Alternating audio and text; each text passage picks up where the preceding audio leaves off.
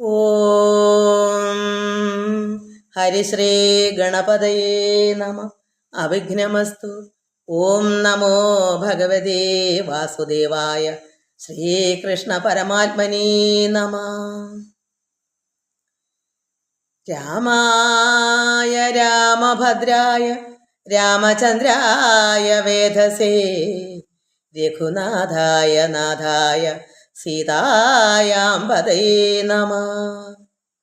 രാമ രാമ രാമ രാമ രാമ രാമ ദൈവമേ രാമപാദം ചേരണേ മുകുന്ദ രാമ പാഹി മാം.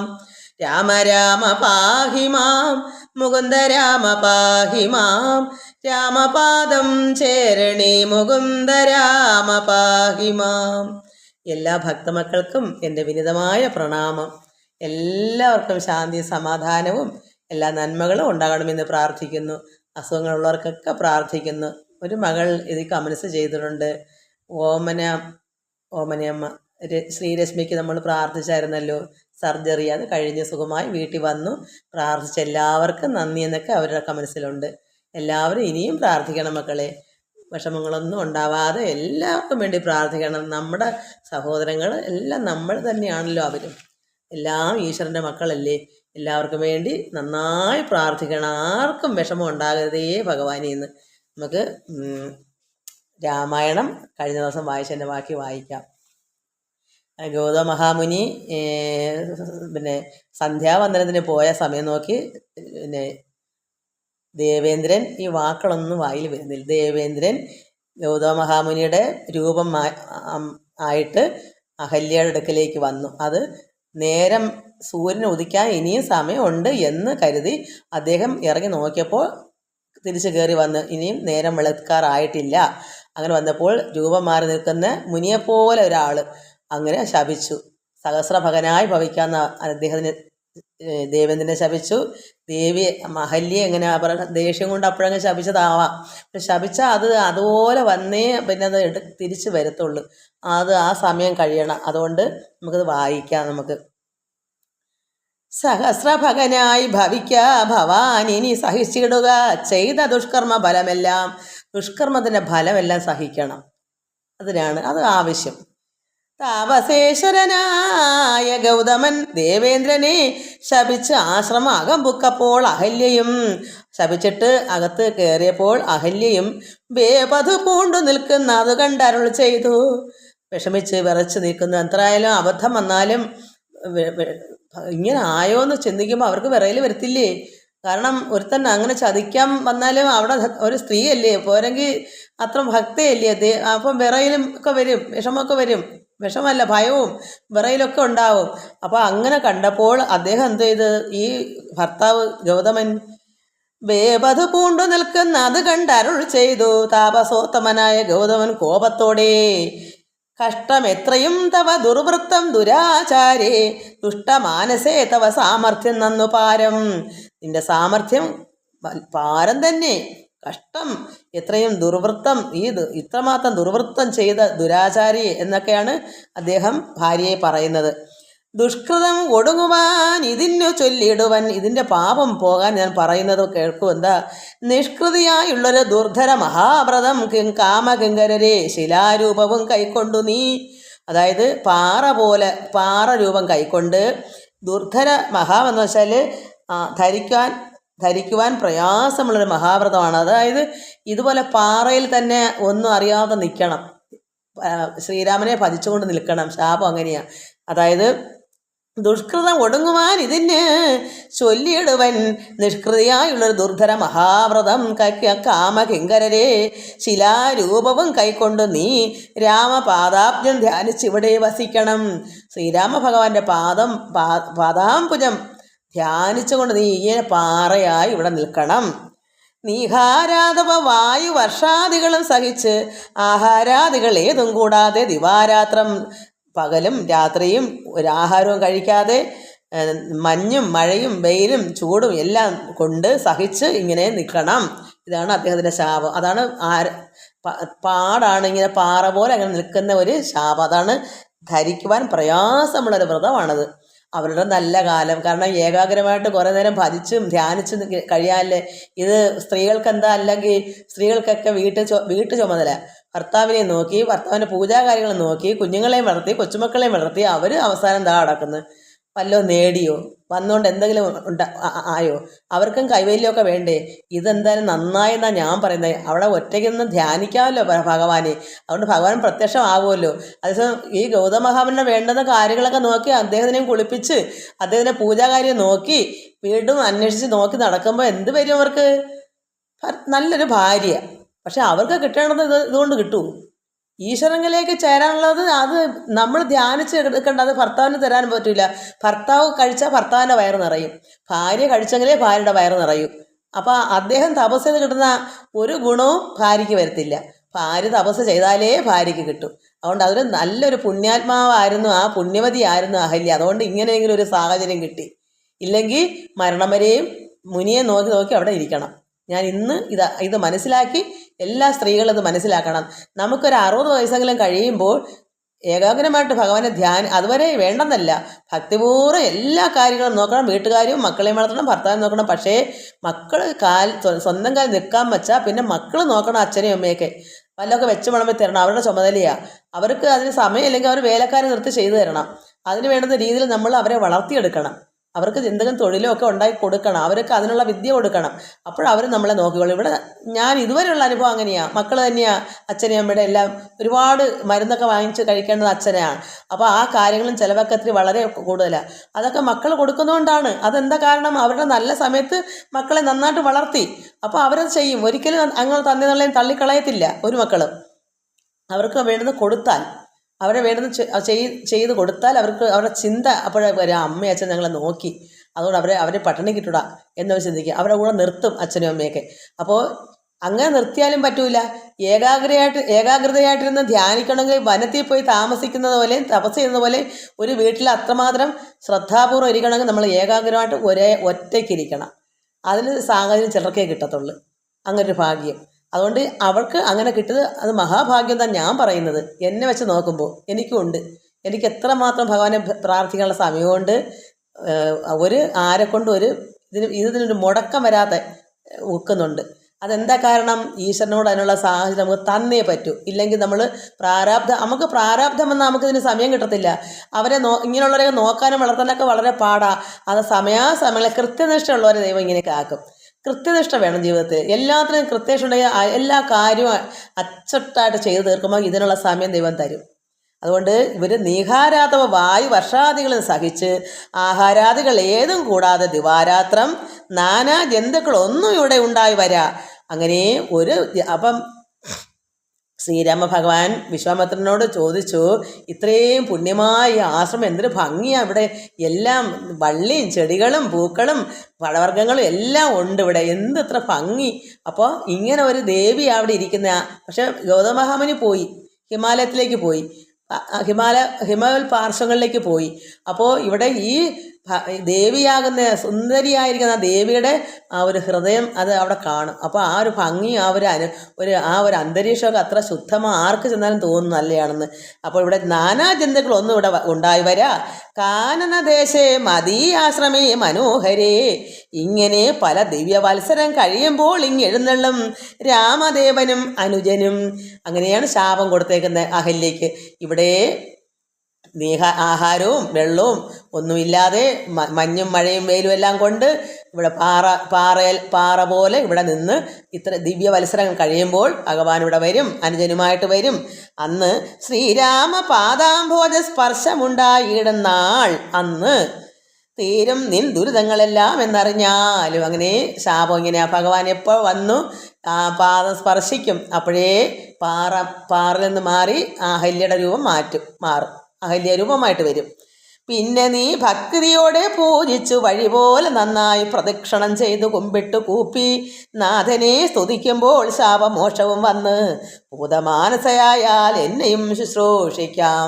അങ്ങനെ ഭഗവാന്റെ പാദസ്പർശം കേൾക്കുമ്പോൾ ഭക്തിയോടെ ഭഗവാനെ പൂജിച്ച് കുമ്പിട്ട് കൂപ്പി നന്നായി ഭഗവാന് പ്രദക്ഷിണമൊക്കെ വെച്ച് സ്തുതിക്കുമ്പോൾ ഭഗവാനെ സ്തുതിക്കും. അപ്പോൾ ശാപമോക്ഷം വരും. ആ പാറയിൽ നിന്ന് മാറി അഹല്യയുടെ രൂപമാകും. പൂതമാനസമായി. എന്താ പൂതമാനസൻ പരിശുദ്ധ ഹൃദയമായി മാറും. അതുവരെ എന്തെങ്കിലും അല്പം അഴുക്കുണ്ടെങ്കിൽ പൊക്കോട്ടെ. ഭഗവാനെ പ്രത്യക്ഷമാക്കുമ്പോൾ അല്പം പോലും അഴുക്ക് ഹൃദയത്തിൽ ഇരുന്നുകൂടാ. അതുകൊണ്ടൊരു അവസരം ഭഗവാൻ ഒരുക്കി കൊടുത്തതാണ് എൻ്റെ മനസ്സിൻ്റെ സങ്കല്പം അങ്ങനെയാണ്. അല്പം ശുദ്ധികേടുണ്ടെങ്കിൽ എന്തുകൊണ്ടും ശുദ്ധികേട് വരാമല്ലോ. അപ്പോൾ അങ്ങനെ ഉണ്ടെങ്കിൽ തന്നെ അതെല്ലാം കഴുകി തുടച്ചെങ്കിലേ പാലാകുന്ന അമൃത് ശുദ്ധ പാത്രത്തിൽ വീണാൽ പിരിയത്തില്ല. അതുപോലെ നമ്മുടെ ഹൃദയം വെടുപ്പുള്ളതാണെങ്കിൽ ഭഗവാനെ കാണാം. അതുപോലെ ശുദ്ധ മാനസമാകും. പൂതമാനസയായാൽ അപ്പോൾ അത് ശുദ്ധ ഹൃദയയാകും. അപ്പോൾ എന്ത് വരും? അപ്പോൾ എന്നെയും ശുശ്രൂഷിക്കാം. ഭഗവാൻ വന്ന് ഇതെല്ലാം സ്പർശിക്കുമ്പോൾ ഇങ്ങനെ ആയി വരും. ശുദ്ധ ഹൃദയമാകുമ്പോൾ വന്ന് എന്നെ, അതായത് ഈ മഹാമുനിയെ ഗൗതമുനിയെ ശുശ്രൂഷിക്കാം അന്ന് എന്നരുൾ ചെയ്തു മുനി ഹിമവൽ പാർശ്വം ബുക്കാൻ. അന്ന് തൊട്ടിവിടെ വാണിടിനാൾ അഹല്യയും. അങ്ങനെ അഹല്യ പാറയായി ശില അങ്ങനെ അവിടെ കഴിയുന്നു. അന്ന് തൊട്ട് മുനി അവിടെ പോയി ഹിമവൽ പാർശ്വങ്ങളിലേക്ക് പോയി. നിൻ തിരുമലരടി ചെന്തളിർ പൊടി ഏൽപ്പാൻ എന്തൊരു കഴിവെന്നു ചിന്തിച്ചുള്ളിൽ സന്താപം പൂണ്ടുകൊണ്ട് സന്തതം വസിക്കുന്നു. എന്താ ഭഗവാന്റെ ചെന്തളിർ പൊടി, ഭഗവാന്റെ സ്പർശമേക്കുമ്പോൾ കാലിലെ പാംസു ധൂളി എന്നാ അത് കിട്ടുന്നത്. നിന്തിരുമലരടി ചെന്തളിർ പൊടി ഏൽപ്പാൻ എന്തൊരു കഴിവെന്ന് ചിന്തിച്ചു. അങ്ങനെ ചിന്തിക്കാൻ മുനിയോടൊപ്പം ഉണ്ടാവുമോ? ഗൗതമുനിയുടെ കൂടെ ഇരിക്കുമ്പോൾ ഈ ആനന്ദം ഉണ്ടാവും. എന്നാ ഭഗവാൻ വരുന്നുണ്ട്, ഓർഡറും കിട്ടി. എന്നാ ഭഗവാൻ വരുന്നത്, ചെന്തളിർ മലരടി, ഭസ്മം, ധൂളി എനിക്കത് ഏൽക്കാൻ എന്നാ അവസരം എന്നും പറഞ്ഞിങ്ങനെ ഭഗവാനെ തന്നെ ധ്യാനിച്ചിരിക്കാനൊരു യോഗം ഈ മുനിയുടെ കൂടെ ഇരുന്നാൽ ഒക്കുമോ?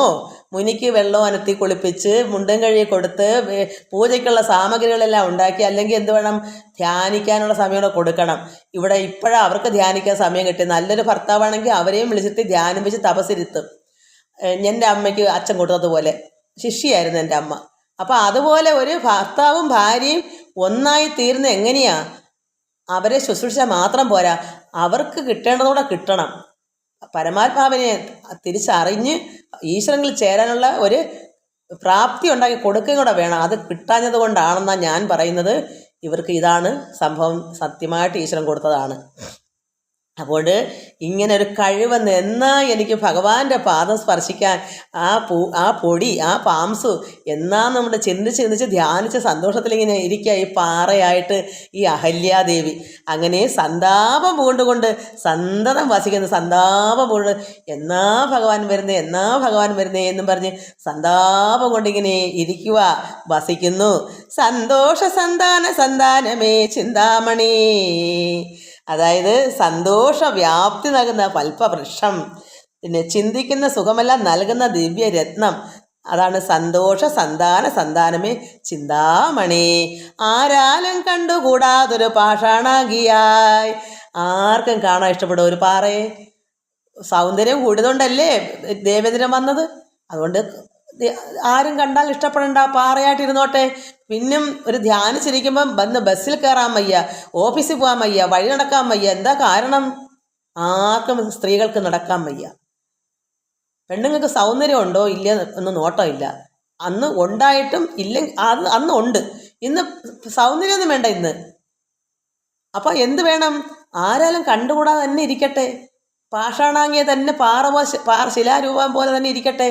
അവർക്ക് ആനന്ദിക്കാമല്ലോ, അവിടെ ഉള്ള ആനന്ദിച്ച് പരമാത്മാവിൽ ചേരാമല്ലോ, ഭഗവാനെ പ്രത്യക്ഷമാക്കാമല്ലോ. അതുകൊണ്ട് ആരാലും കണ്ടുകൂടാതൊരു പാഷാണാങ്ങിയായി ഘോരമാം തപസ്സോടും ഇവിടെ വസിക്കുന്ന ബ്രഹ്മനന്ദിനിയായ ഗൗതമ പത്നിയുടെ കൽമഷ അശേഷവും നിന്നുടെ പാദങ്ങളാൽ. ഭഗവാനോട് ആര് പറയുന്നു? വിശ്വാമിത്ര മഹർഷി പറയുന്നു, നിന്നുടെ പാദങ്ങളാൽ ഇന്ന് തന്നെ അവർക്ക് ഈ ബ്രഹ്മനന്ദിനി, ബ്രഹ്മാവിൻ്റെ പുത്രിയാണ്, ഗൗതമ മുനിയുടെ ഭാര്യയാണ്. അവിടെ കൽമഷ ഇന്ന് തന്നെ തീർക്കണം. ആ ശേഷം എന്താ അവിടെ ശുദ്ധ ഹൃദയം ആണെങ്കിൽ പോലും അത് തീരണമെങ്കിൽ പാദം സ്പർശിക്കണം. അതാണ് ശാപം. അങ്ങനെ അവർ ശുദ്ധ ഹൃദയമായിരിക്കാം, പക്ഷേ അവരവിടെ നിന്ന് തെളിഞ്ഞു കയറി വരണമെങ്കിൽ, പാറ മാറി യഥാർത്ഥ രൂപം വരണമെങ്കിൽ ഭഗവാൻ അവിടെ തൊട്ടേ പറ്റൂ, പാദം സ്പർശിച്ചേ പറ്റൂ. അതുകൊണ്ട് ബ്രഹ്മനന്ദിനിയായ ഗൗതമ പത്നിയുടെ കൽമഷാശേഷവും നിന്നുടെ പാദങ്ങളാൽ ഉന്മൂലനാശം വരുത്തിയിടണം ഇന്ന് തന്നെ. ഇന്ന് തന്നെ അത് ചെയ്യണമെന്ന് ആര് പറയുന്നു? പിന്നെ വിശ്വാമിത്ര മഹർഷി ഭഗവാനോട്, ശ്രീരാമനോട് പറയുന്നു. നിർമ്മലയായി വന്നിടും അഹല്യാദേവി എന്നാൽ, അപ്പോൾ നിർമ്മലയായി വരും അഹല്യാദേവി. വിശ്വാമിത്ര മഹർഷിക്ക് എല്ലാം അറിയാം. അപ്പോൾ ശുദ്ധമായി വരും. അതുവരെ ഇല്ല, ശാപം കിടക്കുന്നു. അതുകൊണ്ട് ഗാധിനന്ദനൻ ദാശരഥിയോടേവം പറഞ്ഞാശു തൃക്കൈയും പിടിച്ച് ഉടജാങ്കണം പുക്കാൻ. അങ്ങനെ ആശ്രമം നടുമുറ്റത്തേക്ക് ഭഗവാന്റെ കൈയും പിടിച്ച് കയറി. ഇന്ന് തന്നെ ഈ കൽമഷം തീർത്ത് അവരെ മുക്തയാക്കണം. അങ്ങനെ ഗാധിനന്ദനൻ വിശ്വാമിത്രൻ, ഗാധിനന്ദൻ എന്നും പേരുണ്ട്, കൗശികൻ എന്നും പറയുന്നുണ്ട്. അതെല്ലാം വിശ്വാമിത്രനാണ്. വിശ്വാമിത്രൻ ദാശരഥിയോടത്ത് ദശരഥ മഹാരാജന്റെ മകനാണ് ദാശരഥി. സൗമിത്രി എന്ന് പറഞ്ഞാൽ സൗമിത്രയുടെ മകനാണ് ലക്ഷ്മണൻ. അങ്ങനെ ഓരോ പേരുകൾ കേൾക്കുമ്പോൾ മനസ്സിലാക്കണം ശ്രീരാമ ഭഗവാനാണ് ദാശരഥി. ദാശരഥിയോട് ഗാധിനന്ദനൻ പറഞ്ഞു, ആ ശത്രുക്കൈയും പിടിച്ച് ഉടജാങ്കണം പുക്കാൻ, അതായത് ആശ്രമമുറ്റത്തേക്ക് കയറി. ഉഗ്രമാൻ തപസ്സോടും ഇരിക്കും ശിലാരൂപം അഗ്രേ കാണുകെന്ന് കാട്ടിക്കൊടുത്തു മുനിവരൻ. വിശ്വാമിത്രൻ പറഞ്ഞ അഗ്രേ ഇരിക്കുന്നു, അവിടോട്ട് നോക്കൂ, ശിലാരൂപം അവിടെ അഗ്രേ കാണുക എന്ന് കാട്ടിക്കൊടുത്തു മുനിവരൻ. ശ്രീപാദാംബുജം മെല്ലെ വച്ചിതു രാമദേവൻ. ഭഗവാൻ എന്ത് ചെയ്തു? പാദാംബുജം പതുക്കേ അങ്ങോട്ട് വച്ചു. കാല് ആ ദേവിയുടെ ആ പാറയിലോട്ട് പതുക്കെ ഒന്ന് വച്ചു. ശ്രീ പാദാംബുജം മെല്ലെ വച്ചിതു രാമദേവൻ. ശ്രീപതി രഘുപതി സൽപതി ജഗൽപതി രാമോഹമെന്നു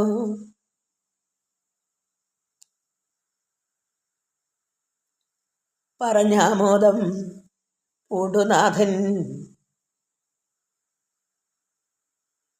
ഭഗവാൻ പതുക്കെ പാദം ആ പാറിലോട്ട് വച്ചിട്ട് ശ്രീപതി, ആ രഘുപതി, സൽപതി, ജഗൽപതി ആയിരിക്കുന്ന ആ ഭഗവാൻ പറയുന്നു. എന്ത് പറയുന്നു? ആരാ? ശ്രീപതിയാണ്, ഐശ്വര്യ ലക്ഷ്മീപതി, അതായത് ദേവിയുടെ പതി, ഭർത്താവ്. ആ ശ്രീപതി, രഘുപതി, സൽപതി, ജഗൽപതി ആയിരിക്കുന്ന ഭഗവാൻ രാമൻ പറയുന്നു, രാമോഹം, അഹം ഞാൻ രാമൻ.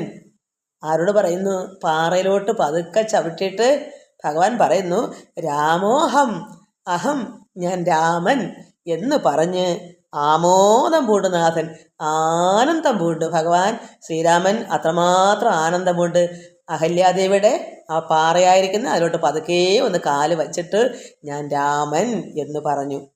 അങ്ങനെ രാമോഹം എന്ന് പറഞ്ഞ് ആമോദം പൂണ്ട് നാഥൻ കോമളരൂപൻ മുനിപത്നിയെ വണങ്ങിനാൻ. എത്ര ആനന്ദം ആ ദേവിക്ക് കിട്ടി.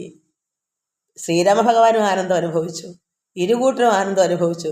ആ ദേവിയുടെ പാറയായിരിക്കുന്ന ആ ശിലാരൂപത്തിലോട്ട് പാദം വെച്ചപ്പോൾ തന്നെ ഭഗവാനും ആനന്ദം നിർവൃതി അടഞ്ഞു. അതുമല്ല, ആ ദേവിയെ ഭഗവാൻ വണങ്ങുന്നു. ആ ഭാഗ്യം ആർക്കാ കിട്ടുന്നേ? അപ്പോൾ അവരുടെ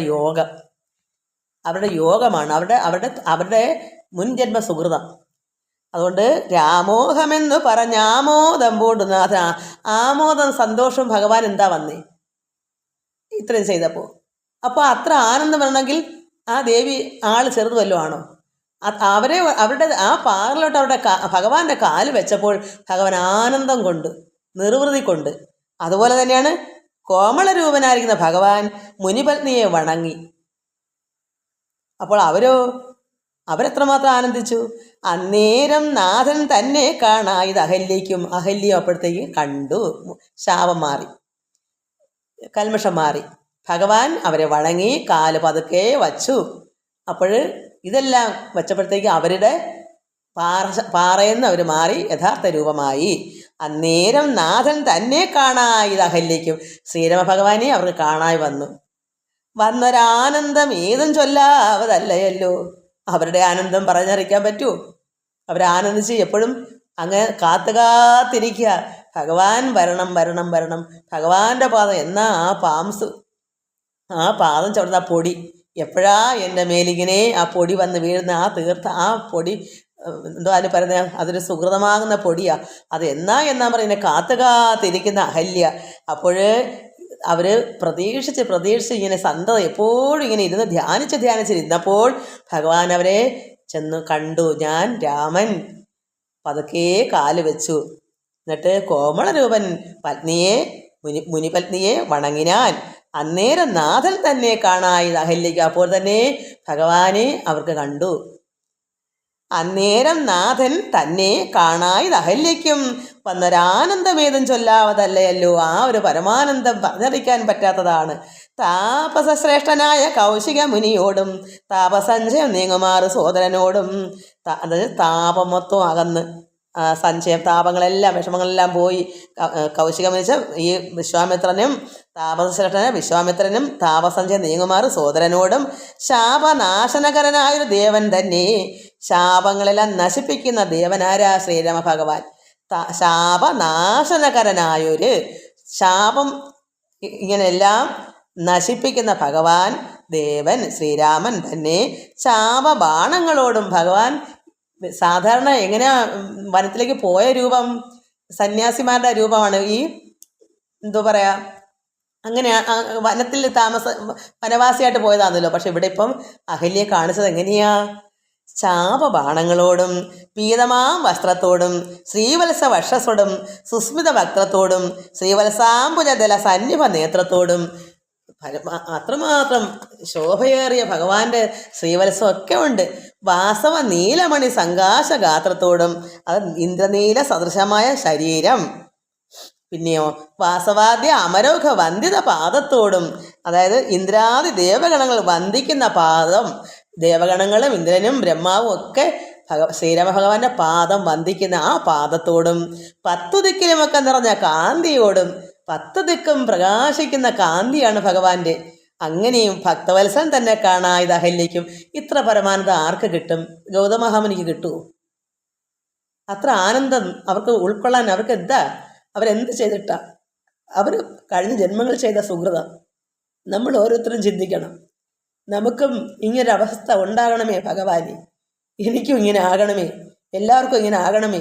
അഹല്യയെ പോലെ നമുക്കും ഭഗവാനെ സ്പർശിക്കാൻ, ഭഗവാന്റെ ആ പാദം നമ്മളിൽ നിന്ന് സ്പർശിക്കാൻ, ആ പാംസ് നമ്മുടെ ദേഹത്തൊന്ന് വീഴാൻ, ആ ഭഗവാന്റെ പാദാംബുജം വണങ്ങാൻ, ആ കാന്തി, ആ ശോഭ, ആ സുസ്മിത വക്ത്രം, ആ പീത എല്ലാം എന്തും ഭഗവാന്റെ ആ എന്തുവാ പറയുന്ന ശ്രീവത്സം, ഇതൊക്കെ ഒന്ന് കാണാൻ നമുക്ക് എന്നാ ഭഗവാനെ ഭാഗ്യം ഉണ്ടാകുന്നത്? ഇങ്ങനെ പ്രാർത്ഥിച്ചാൽ വരും ജന്മങ്ങളിലെങ്കിലും നമുക്കൊരു സുഹൃതം ഉണ്ടാവും. അങ്ങനെ 10 ദിക്കിലുമൊക്കെ നിറഞ്ഞ കാന്തിയോടും ഭക്തവത്സലൻ തന്നെ കാണായത് അഹല്യയ്ക്കും. ഇത്രമാത്രം ഭക്തനായ പരമാത്മാവിനെ ആ ഭക്തയായ സ്ത്രീക്ക് കാണാൻ കഴിഞ്ഞു അഹല്യയ്ക്ക്. തന്നോട് ഭർത്താവായ ഗൗതമ തപോധനൻ തന്നോട് മുന്നം ഉര ചെയ്ത് ഓർത്താള്. കാരണം അന്ന് ശപിച്ച സമയത്ത് പറഞ്ഞു, നിനക്ക് ശ്രീരാമനും അനുജനായ ലക്ഷ്മണനും ദിവ്യവത്സരം കഴിയുമ്പോൾ വരും. ഇവിടെ വരുമ്പോൾ അദ്ദേഹത്തിൻ്റെ പാദസ്പർശം ഏൽക്കുമ്പോൾ നിനക്ക് ശാപമോക്ഷം വരും. ഇതൊക്കെ പറഞ്ഞ് അപ്പോൾ നീ ഭക്തിയായി കൂപ്പി സ്തുതിച്ച് വലയം വെച്ച് പ്രദക്ഷിണം ചെയ്ത് ഭഗവാനെ സ്തുതിക്കുമ്പോൾ ഇതിൽ നിന്നെല്ലാം മുക്തി. എന്നിട്ട് ശുദ്ധ ഹൃദയമാകുമ്പോൾ എന്നോടൊപ്പം ഗൗതമനോടൊപ്പം ശുശ്രൂഷിക്കാൻ. അപ്പോൾ അതിനു മുമ്പായിട്ട് കിട്ടണമെന്ന് കിട്ടണ്ടേ? ശുശ്രൂഷിക്കാൻ പിന്നെ പോവാം. ഭഗവാനെ പ്രത്യക്ഷമായി കാണണമെങ്കിൽ കുറേ തപസ്സുണ്ട്. ഈ തപസ് ഒരു ഭർത്താവിൻ്റെ കൂടെ നിൽക്കുമ്പോൾ പറ്റിയെന്ന് വരത്തില്ല. അല്ലെങ്കിൽ അതിന് ഉള്ള സാഹചര്യം ഭർത്താവ് ഒരുക്കി കൊടുക്കണം. അങ്ങനെയുള്ളതാണ് കുഴപ്പമില്ല. ഇവിടെ ഇവർക്ക് ഇങ്ങനെയാണ് പറഞ്ഞിരുന്നത്. ഇവർക്ക് തപസ് ഇത് ഇങ്ങനെ ഏകാഗ്രമായിരുന്ന് തപസ് ചെയ്ത് ഭഗവാനെ പ്രത്യക്ഷമായി കാണാനായിരുന്നു യോഗം കിടന്നത്. അതുകൊണ്ടത് കിട്ടി. ഇനി അവർക്ക് ശുദ്ധഹൃദയമായി അവർക്ക് ഭർത്താവിനോടൊപ്പം ചെന്ന് ശുശ്രൂഷിക്കാം. കാരണം കിട്ടണമെന്ന് കിട്ടിയല്ലോ, പിന്നെ അത് എങ്ങും പോകത്തില്ല. ഇനി എന്ത് ചെയ്താലും പോവുകയില്ല, അവർ പോകത്തില്ല. അവരുടെ ഹൃദയം അങ്ങനെ ആയിക്കഴിഞ്ഞു. അങ്ങനെ തൻ്റെ ഭർത്താവായ ഗൗതമ തപോധനൻ തന്നോട് മുന്നം ഉര ചെയ്ത് ഓർത്താളപ്പോൾ. കാരണം ഭഗവാൻ ഇങ്ങനെ വരുമെന്നും പാദം സ്പർശിക്കുമ്പോൾ ശാപമോക്ഷം വരുമെന്നൊക്കെ പാപം അകലുമെന്നും ഒക്കെ പറഞ്ഞു കൊടുത്ത്. നിർണയം നാരായണൻ താനിതു ജഗന്നാഥൻ അർണോജ വിലോചനൻ പത്മജാ മനോഹരൻ ഈത്തം ആത്മനെ ചിന്തിച്ചുദ്ധാനം ചെയ്ത് ഭക്തിയാ സത്തനും അർഘ്യാദികൾ കൊണ്ട് പൂജിച്ചിടിനാൾ. അങ്ങനെ ആ ഓർമ്മ വന്നത് ഭഗവാനാണല്ലോ, ഭർത്താവ് പണ്ട് പറഞ്ഞല്ലോ, അത് ആ നിർണയം ഇത് നാരായണനാണ്. കാരണം നേരിട്ട് കണ്ടപ്പോൾ അവർക്ക് മനസ്സിലായത് ഭഗവാൻ പണ്ട് ഭർത്താവ് പറഞ്ഞ കാര്യം ഓർമ്മ വന്ന്. ഭഗവാൻ നാരായണൻ താൻ ജഗന്നാഥൻ അർണോജ വിലോചനൻ പത്മജാ മനോഹരൻ ഇത്തം ആത്മനി ഉള്ളോണ്ട് ചിന്തിച്ചു. പെട്ടെന്ന് ഉത്ഥാനം എണീറ്റു ചെയ്തു ഭക്തിയാ. അപ്പോൾ ഓർമ്മ വന്നപ്പം പാറയിൽ നിന്നല്ല അഹല്യ ഉത്ഥാനം എഴുന്നേറ്റ് ഭക്തിയാ സത്ത് അർഘ്യാദികൾ കൊണ്ട് പൂജിച്ചിടിനാൾ. അങ്ങനെ അഹല്യദേവി ഭഗവാനെ പൂജിച്ചു. നമുക്കിനി ബാക്കി അടുത്ത പ്രാവശ്യം വായിക്കാം. നല്ലൊരു ഭാഗമാണ് ഇത്. വായിക്കണം, നന്നായി ചിന്തിക്കണം. നമ്മൾ വെറുതെ വായിച്ച് കളയരുത്. വായിച്ച് നമ്മളിത് മനസ്സിലാക്കി ആനന്ദ നിർവൃതി അടയണം. ഇതൊക്കെയാണ് പരമാനന്ദം. ഇതൊക്കെ വായിക്കും. ഇങ്ങനെയുള്ള ഭാഗങ്ങളോട് നമ്മൾ പരമാനന്ദം അനുഭവിക്കുന്നത്. നമ്മൾ ഒറ്റയ്ക്ക് പ്രാർത്ഥിക്കുമ്പോഴും ധ്യാനിക്കുമ്പോഴും എല്ലാം ഇതൊക്കെ വായിച്ചിട്ട് പോലും ധ്യാനിക്കൂ. പരമാനന്ദ അത്രമാത്രം ആനന്ദ നിർവൃതി നമുക്കുണ്ടാകും. അതാണ് ഭക്തി വർദ്ധിക്കുമ്പോൾ ഉണ്ടാകുന്നൊരവസ്ഥ. അത് ആർക്ക് ഇല്ലെങ്കിൽ അവരുണ്ടാക്കിയെടുക്കണം. ഈ അഹല്യ എങ്ങനെ ഉണ്ടാക്കിയെടുത്താൽ അതുപോലെ. എല്ലാവർക്കും നമസ്കാരം. ഓം ലോകാ സമസ്ത സുഖിനോ ഭവന്തു. ഹരി ഓം ഹരി ഓം ഹരി ഓം. എല്ലാവർക്കും നമസ്കാരം.